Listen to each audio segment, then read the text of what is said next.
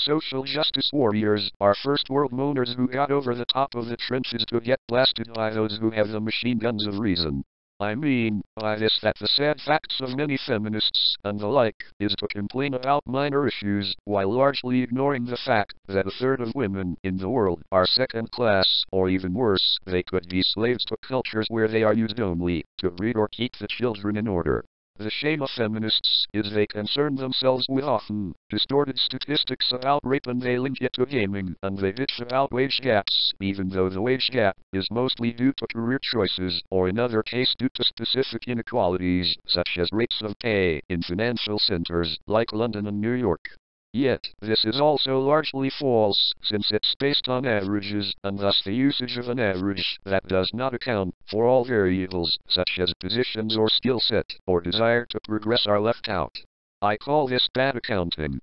It is very easy to use bad stats to your advantage, yet many stats refute the feminist figures. The use of generalization is a strongman fallacy. The claim that men act badly is another fallacy. The leaps from actual data to their agenda is a non sequitur fallacy, and they use many more, including making things up, which isn't strictly a fallacy, but still worth of note. Money for women is high in working class roles. More women go through university than males, and the fact that feminist opinion on rape cultures and the news media fear-mongering makes it so males are seen as threatening even if they are nice. I say this as a big guy who's taller than most women in height, and yet I am not Jack the Ripper. I am just the guy who is tall and wide, and not a hunky or cute guy, and I work low-wage work, and if anything feminists call me the enemy, while throwing out fallacy after fallacy about inequality for women.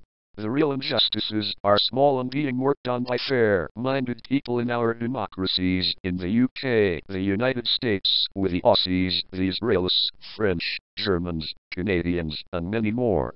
The problem is not in the developed world, it's in India, China, and many other nations, where women are not getting a fair deal.